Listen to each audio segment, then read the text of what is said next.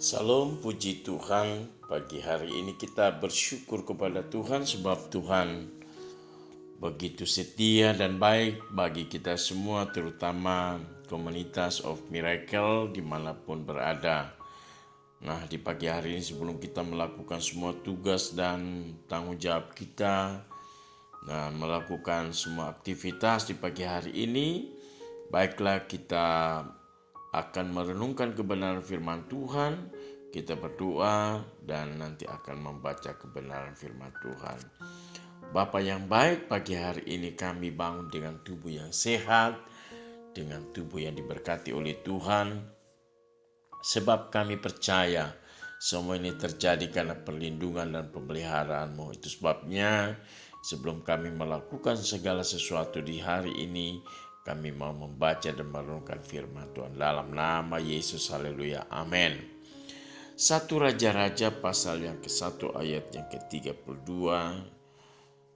Kita akan membaca kebenaran firman Tuhan ini.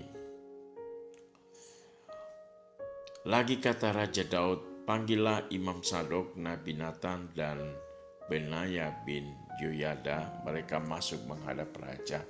Dan raja berkata kepada mereka, bawalah para pegawai tuanmu ini. Naikkan anakku Salomo di atas bagal, betina kendaraanku sendiri, dan bawa dia ke Gihon. Imam Sadok dan Nabi Nathan harus mengurapi dia di sana menjadi raja atas Israel. Kemudian kamu meniup sangkakala dan berseru, hidup Raja Salomo. Sesudah itu kamu berjalan pulang dengan mengiring dia. Lalu ia akan masuk dan duduk di atas takhtaku, sebab dialah yang harus naik takhta menggantikan aku. Dan dialah yang kutunjuk menjadi raja atas Israel dan Yehuda. Lalu Benaya bin Yoyada menjawab raja, amin. Demikianlah kiranya firman Tuhan Allah Tuanku Raja. Seperti Tuhan menyertai Tuanku Raja, demikianlah kiranya ia menyertai Salomo. Semoga ia membuat takhta Salomo lebih agung dari takhta Tuanku Raja Daud. Lalu pergilah Imam Sadok, Nabi Nathan dan Benaya bin Yoyada dengan orang Kreti dan orang Pleti. Mereka menaikkan Salomo ke atas bagal betina Raja Daud dan membawanya ke Gihon. Imam Sadok telah membawa tabung tanduk berisi minyak dari dalam kemah. Lalu diurapinya Salomo, kemudian sangkakala ditiup dan seluruh rakyat berseru, hidup Raja Salomo. Sesudah itu seluruh rakyat berjalan di belakangnya sambil membunyikan suling dan sambil bersukaria ramai-ramai sampai seakan-akan bumi terbelah oleh suara mereka. Hal itu kedengaran kepada Adonia dan kepada semua undangan yang bersama-sama dengan dia ketika mereka baru habis makan. Ketika Yoab mendengar bunyi sangkakala itu, ia berkata, apakah sebabnya kota begitu ribut? Selagi ia berbicara, datanglah Yonatan anak Imam Abiatar. Lalu Adonia berkata, masuklah sebab engkau seorang satria dan tentulah engkau membawa kabar baik. Tapi Yonatan menjawab Adonia, tidak tuanku, kita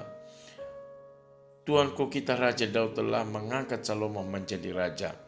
Raja telah menyuruh supaya Imam Sadok dan Nabi Nathan dan Benaya bin Yoyada dengan orang Kreti dan orang Pleti menyertai Salomo, dan mereka menaikkan dia ke atas bagal betina raja.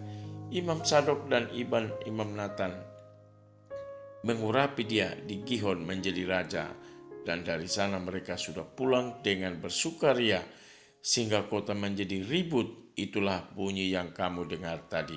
Salomo sekarang duduk di atas takhta kerajaan. Juga pegawai-pegawai raja telah datang mengucap selamat kepada tuanku, Tuhan kita, Raja Daud, dengan berkata, kiranya Allahmu membuat nama Salomo lebih masyhur daripada namamu, dan takhtanya lebih agung daripada takhtamu. Dan raja pun telah sujud menyembah di atas tempat tidurnya.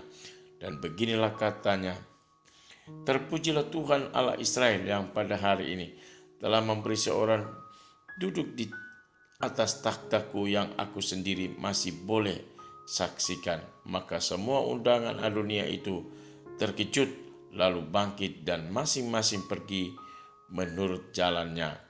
Takutlah Adonia kepada Salomo, sebab itu ia segera pergi memegang tanduk-tanduk mezbah. Lalu diberitahukannya kepada Salomo. Ternyata Adonia takut kepada Raja Salomo, dan ia telah memegang tanduk-tanduk mezbah, serta berkata, biarlah Raja Salomo lebih dahulu bersumpah mengenai aku, bahwa ia takkan membunuh hambanya ini dengan pedang.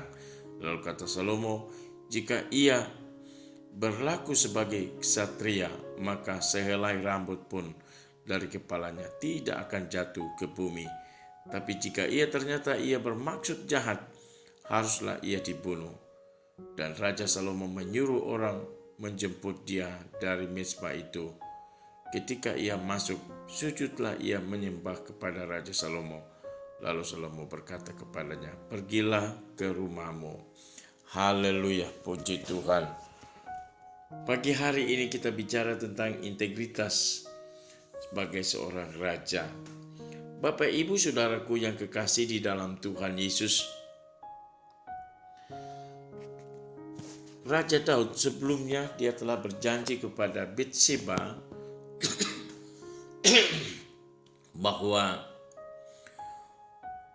Salomo akan menjadi raja menggantikan dia. Ya. Namun dalam perjalanan kehidupan sampai usianya sudah suntuk, ia hampir lupa janji yang disampaikan kepada Bathsheba itu. Itu sebabnya anaknya Adonia yang merasa bahwa dia anak yang perawakannya yang cukup besar, mungkin anak yang tua yang lebih besar, pasti akan menggantikan ayahnya Daud untuk menjadi raja. Dan kalau kita melihat di sini bahwa sosok daripada Adonia atau perawakannya itu sangat cukup besar. Itu sebabnya membuat Yoab dan Imam Abiatar tanpa ragu mendukung Adonia sebagai penerus Raja Daud. Sayangnya harapan Adonia akan segera kandas. Rupanya Daud pernah berjanji kepada Bathsheba bahwa yang akan menggantikan takhtanya adalah Salomo. Nabi Nathan mengingatkan Bathsheba tentang janji itu dan mendukungnya agar segera menyampaikan kepada Raja Daud. Raja Daud menerima permintaan tersebut dan memerintahkan agar Nabi Nathan dan Benaya bin Yehoyada selaku Imam Sadok mengurapi Salomo untuk meneruskan takhtanya menjadi raja atas Israel dan Yehuda. Salah satu hal menarik yang terdapat dalam pembacaan kita ini adalah tentang respon Daud ketika menerima laporan dari Bathsheba dan Nabi Nathan tentang apa yang telah dilakukan oleh Adonia. Tidak diceritakan ia marah karena sikap Adonia yang tergolong lancang, karena memperkenalkan diri sebagai penerus takhta tanpa sepengetahuan ayahnya. Padahal tindakan ini bisa dianggap sebagai konspirasi terhadap raja, atau kudeta. Namun Daud merespon dengan bijak. Ia fokus pada janjinya bahwa yang akan menggantikannya adalah Salomo anaknya dengan Bathsheba. Sahabat Community of Miracle yang saya kasihi dan saya cintai, banyak orang merasa sulit untuk menepati janji. Bahkan ada pihak-pihak yang sengaja mengingkari janji jika dilihatnya janji tersebut tidak menguntungkan baginya. Maka kiranya hari ini kita dapat belajar dari Raja Daud, menjadi orang yang berintegritas dengan menepati janji yang dibuat kepada orang lain. Meskipun terkadang sulit rasanya untuk menepati janji, tetapi saya percaya bahwa ketika kita melakukannya dengan hati yang sungguh-sungguh, mengingat apa yang kita sudah janjikan, maka kita pasti akan diberkati oleh Tuhan. Dan inilah yang menjadi fokus kita di hari ini, bahwa integritas kita itu sangat penting untuk kita bisa jalani kehidupan ini. Ya, itu sebabnya biarlah sepanjang hari ini mari kita hidup dengan berintegritas yang baik, karena integritas kita itulah yang akan nampak melalui kehidupan kita dari hari ke hari.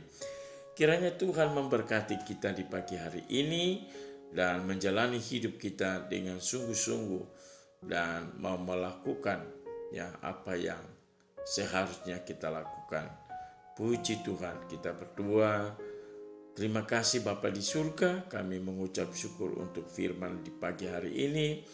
Kiranya kami belajar sesuatu dari kehidupan Raja Daud, bahwa ketika dia pernah berjanji, maka dia tidak akan mengingkari. Dia menepati janji-janji sebagai seorang raja. Dan kami percaya bahwa demikianlah seorang yang sungguh-sungguh hidup berkenan kepada Tuhan. Ketika dia melakukan sesuatu, dia tidak menyimpang ke kiri atau ke kanan, tetapi dia terus melakukan dengan kebenaran. Kau memberkati kami semua di pagi hari ini. Berdoa bahwa semua pengurus-pengurus komunitas